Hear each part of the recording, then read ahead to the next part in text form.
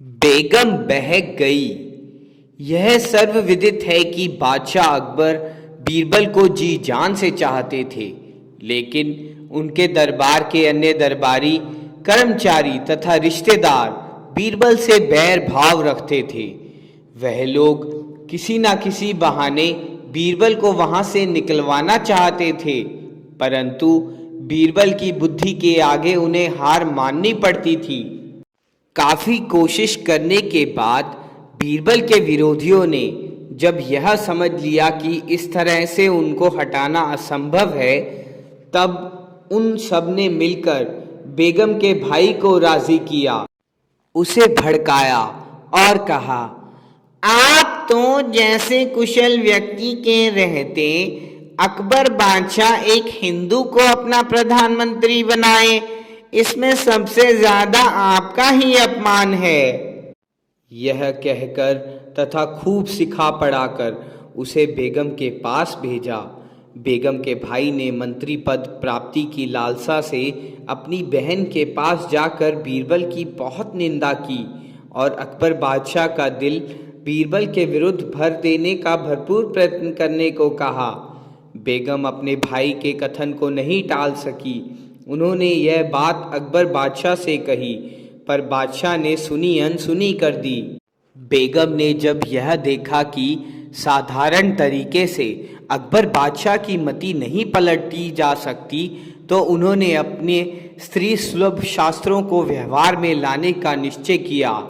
दूसरे दिन रात को जब अकबर बादशाह महल में आए रोजाना की तरह, तो ना तो बेगम ने उनका स्वागत ही किया और ना ही कुछ बोली। अकबर बादशाह ने बेगम की बेरुखी का कारण समझ लिया, पर अनजान बनकर इस नाराजगी का कारण पूछने लगे। बेगम ने आंखों में बनावटी आंसू भरकर जवाब दिया, यदि आप मुझे प्रसन्न देखना चाहते हैं तो बीरबल को निकाल कर उसके स्थान पर किसी ऐसे व्यक्ति को दीवान बनाइए जो कि मुसलमान हो, नहीं तो मैं जहर खाकर प्राण दे दूंगी।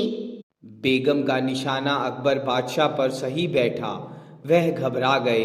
कुछ देर चुप रहने के बाद वह बेगम से बोले, बिना किसी अपराध के बीरबल को निकाल देने से जनता में असंतोष फैल जाएगा। तुम कोई ऐसा उपाय बताओ जिससे बीरबल अपराधी साबित हो जाए। ऐसा होते ही वह स्वयं ही पद छोड़कर कहीं चला जाएगा, क्योंकि वह बहुत स्वाभिमानी है। बेगम को अकबर बादशाह की बातों से ढांढस बंधा। वह कोई उपाय सोचने लगी।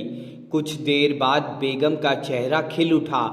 इसकी एक सरल तरकीब मेरी समझ में आ गई है।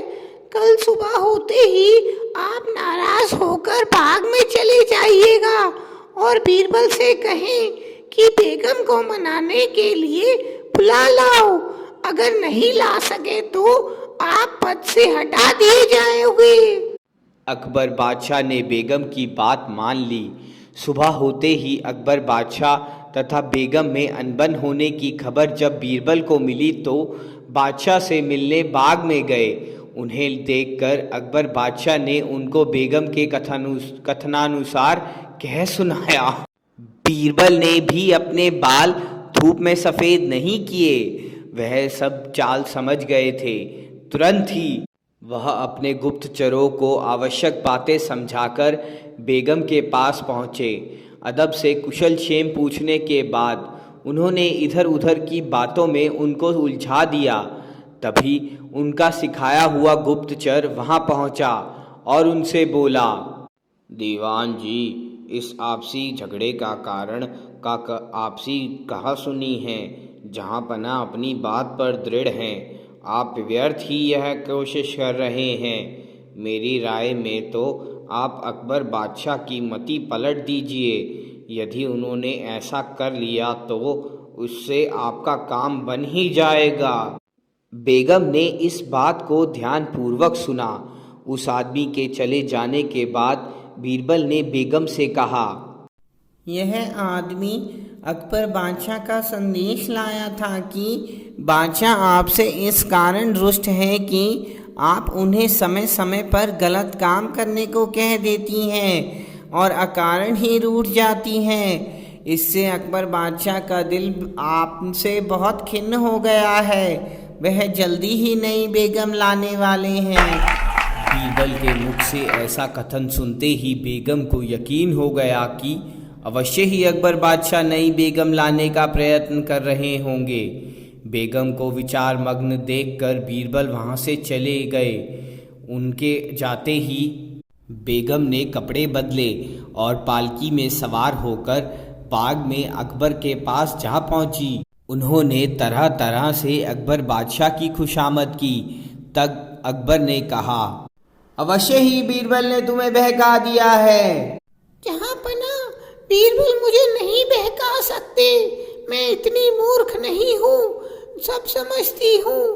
मेरे होते आप किसी दूसरी औरत को खासे बेगम का दर्जा नहीं दे सकते। मेहरबानी करके मुझे माफ करें, अब कभी कोई गुस्ताखी नहीं होगी। बेगम ने बादशाह के सामने नतमस्तक होकर कहा। बेगम की बेसिर पैर की बातों से अकबर बादशाह समझ गए कि अवश्य ही बीरबल ने कोई गुल खिलाया है। इसके बाद बेगम को विश्वास दिलाने के लिए जब उन्होंने कसम खाई कि वह किसी अन्य बेगम की तलाश में नहीं है, तब बेगम को इत्मीनान आया हुआ। अकबर बादशाह ने बेगम से सारा हाल पूछा। बेगम ने गुप्तचर की सूचना तथा बीरबल का कथन अकबर बादशाह को सुना दिया। सुनकर बादशाह हंसते हंसते लोटपोट हो गए। अब बेगम को यह समझते देर नहीं लगी कि वह सचमुच ही बीरबल के बहकावे में आ गई थी। लेकिन अब पछताने से क्या हो सकता है। बेगम को इस हार से बड़ा सदमा पहुंचा। फिर उन्होंने बीरबल के विरुद्ध अकबर से कभी कुछ नहीं कहा।